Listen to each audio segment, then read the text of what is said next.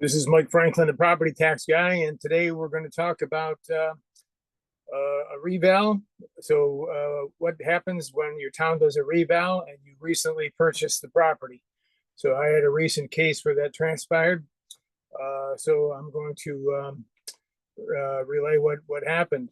First of all, I foiled the assessor's data, and of course he delayed and evaded me, tried to use technicalities in the law to not provide me the data. And from my perspective, the assessor's job is to enable the public, and it's his job to provide that data. The taxpayers paid for it, and he didn't want to do that, which is pretty normal. I got a, he ultimately provided the data, which is good. Others. And it was relatively timely. And although if he cooperated, the bar and scar might not have been necessary. But he did provide the data. Ultimately, I had to get the Committee on Open Government involved to make them understand what the law is. So in this particular case, if the municipality has the ability to retrieve records from a database in a reasonable fashion, reasonable amount of work, they're required to do so. That's 89 3A of the Public Officers Law. So I had to educate him about that. But anyway, I'm gonna share the screen and review some of the items in the petition and explain what transpired. Let me see what we got here. Share the screen and start broadcast. Okay. All right. And then I'll go to his email. Here's the audio visual application. So if you are media or anybody in general and you want to record a court hearing, this is the New York State Unified Court Systems application for audio visual coverage. And I sent this to the hearing officer, and his response was denied. And I don't think that that's an appropriate response. I later pushed him to that is an unacceptable response. And so then he cited Section 735 of the Real Property Tax Law, which has nothing to do with visual recording. It has to do with the cases being decided on determination, not precedent, and therefore transcripts are not necessary. They're suggesting that the video is a transcript. Trans as in translate, or transcribe. Trans as in translate, scribe. Script as in scribe as in writing. Transcript, translate to writing. And Black's Law Dictionary defines it as a translation to writing created by a court reporter. A video is not a translation to writing. So he has no valid argument. I'd heard other arguments where there's the Civil Rights Law 52, which pertains to people under compulsory subpoena and so on and so forth, protecting those people. Well, the assessor nor the hearing officer have any expectation of privacy in the public hearing.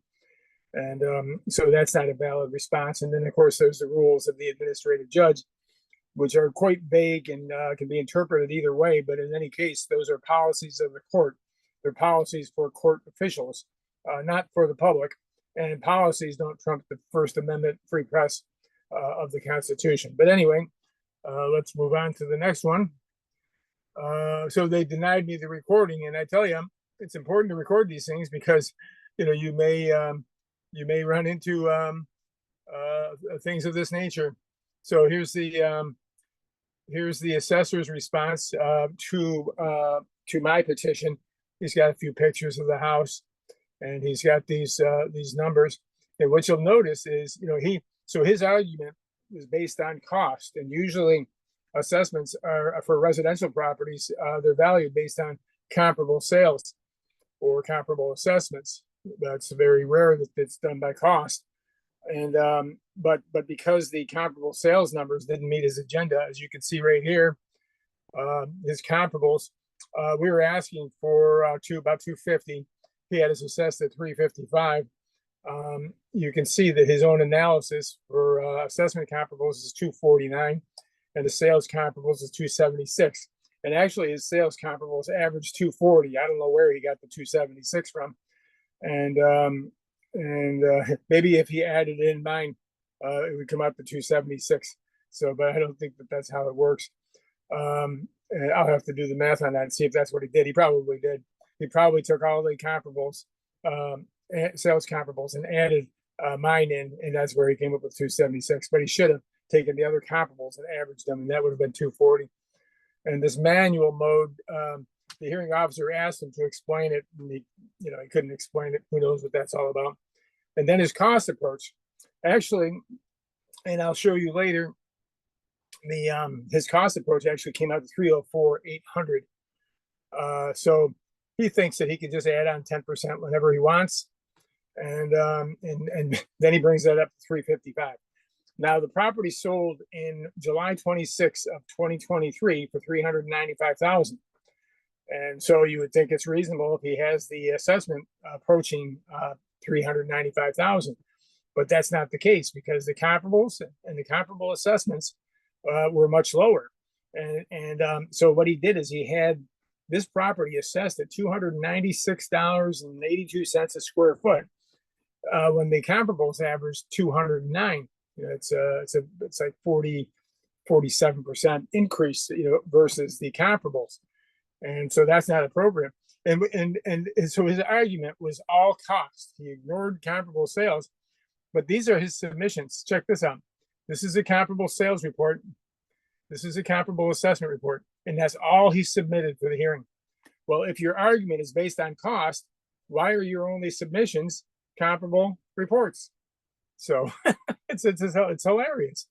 And I'll also say I analyzed his cost valuation report, and the figures that he applies. He applies a percentage, and it strikes me as arbitrary and capricious, utter nonsense, basically. But yeah, no cost analysis at all, even though his argument was cost. That was hilarious. So that's the application. This is the actual petition itself, just to show you real quickly. It's the RPTL 730A. That's what you have to submit to go to SCAR. And so he had a 355, and we're asking for 234. We actually revised that to be 250. So they had increased the assessment from 234,600. I didn't have the number exact at that time because I didn't have the data to calculate it. So we asked them to put it back because it was apparent it was an illegal assessment. But let's see. So so they increased the assessment from 234,600 to 355, in 1 year, which was a 51% increase. And there's the market has been kind of crazy, but the properties in this town don't increase 51% in 1 year, which means either last year's assessment was wrong or this year's assessment was wrong, or both. And they can't be presumed to be correct when you have that level of error. So that's the petition, and so on and so forth. So let's move on to these are the assessors. Let's see what we got here. There we go. So these are this is the original FOIL data, and so what you'll find that's interesting is you see this bottom number on the comparable sales report. See, it comes out to 355. So here's the comparable assessment reports. It comes out to 355. Well, these are supposed to be quantitatively calculated, and the odds of them coming out the same number are statistically impossible, which means that he jerry-rigged these figures, to meet his agenda. And he didn't like it when I said that. He said that I was besmirching his reputation. Well, he evaded my FOIL request, and he jerry-rigged the data. So I don't think I besmirched his reputation. I think I defined his reputation, because that's what it is that he does. He doesn't like the number, so he just uses his intuition and just plugs in a number, and that's not the way it's supposed to work. So here's the cost valuation report. So I told you that these figures are kind of arbitrary. Let me see if I can show you what it is that I mean. Yeah, see this percentage good right here? So he's multiplying these figures times these random percentages to come out with these numbers. It's just the whole thing is just utter nonsense. Um, so the number that comes out is just essentially arbitrary nonsense. And this kind of valuation would probably work in a subdivision where all the houses are the same and you can apply uniform percentages and so on and so forth. But this is a house out all by itself in the middle of nowhere, and it's not like the other properties. They're kind of dissimilar, and so these figures are, in that kind of analysis are arbitrary and capricious. Okay, so and here's my addendum that I submitted. Basically 296. 82, and the average was 209.43 per square foot. So that indicates to me that there's a problem. That this one is being assessed far more than the others.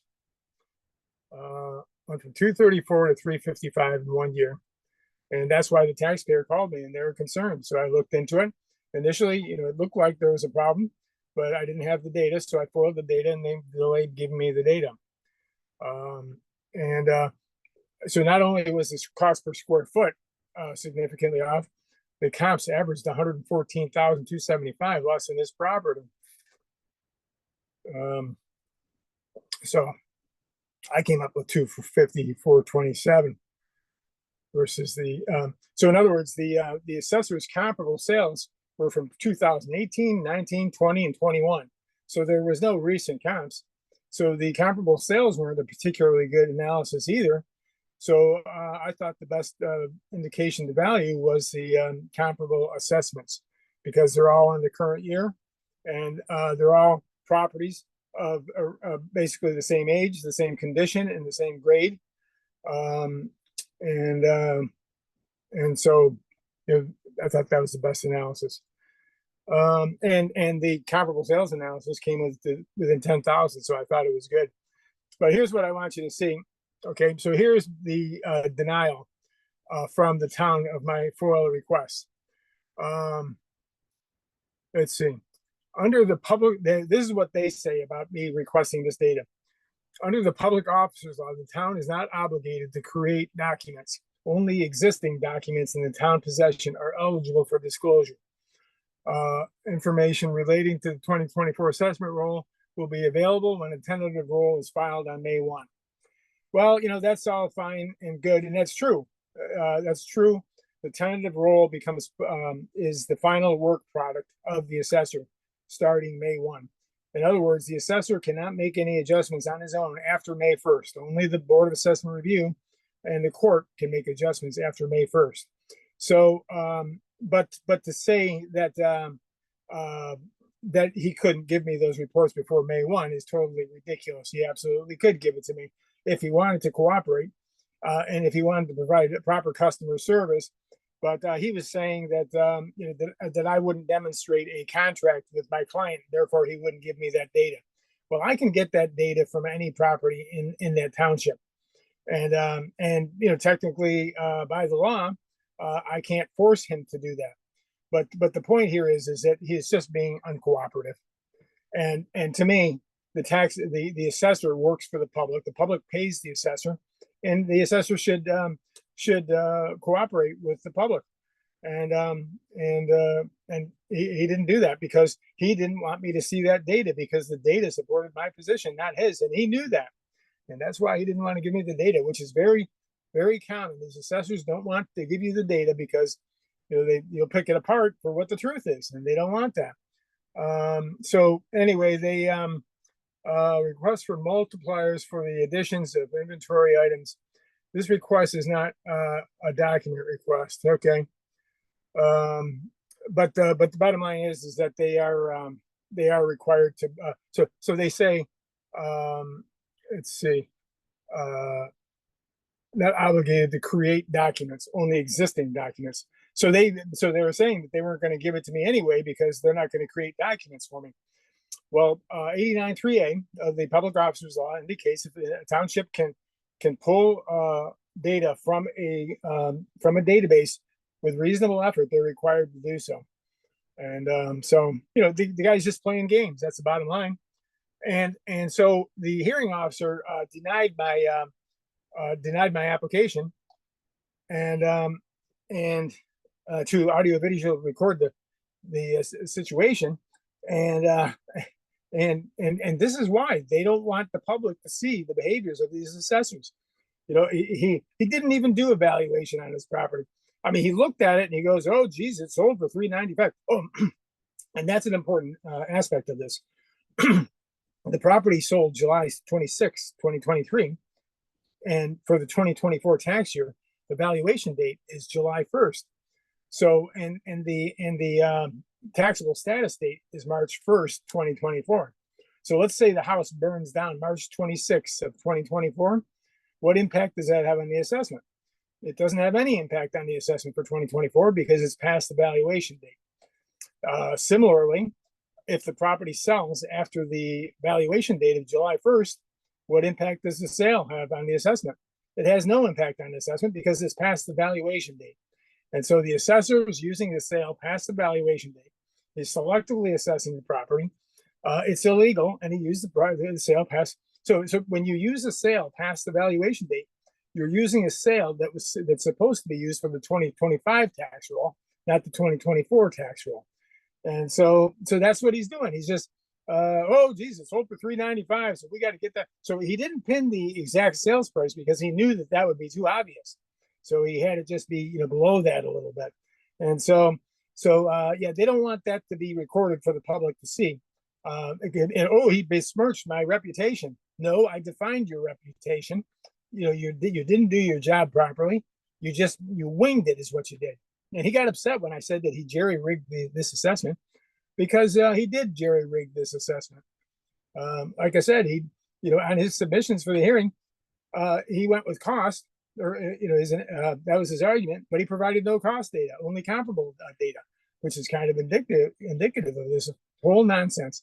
So yeah, he saw the sale and he pinned the price of the assessment up towards the sale, just with his intuition instead of using the figures, which resulted in this property being assessed at $296 a square foot, when everybody else is assessed at $209.43 a square foot. And plus, one of these ranches out in the middle of nowhere, they're not $300 a square foot construction. It's more like $180 a square foot. And plus, it's 36 years old, And so that's the situation when a town does their own. By the way, they did the reval internally, and he was making a point. We've done revals, 3 times in the past 9 years, and we did them internally, which is, he's implying that makes it legitimate. I think it's implying that it's not legitimate, and I'd rather have an outside, source do it. But I appreciate why they do it. It's to save money, but it doesn't mean that you're right all the time,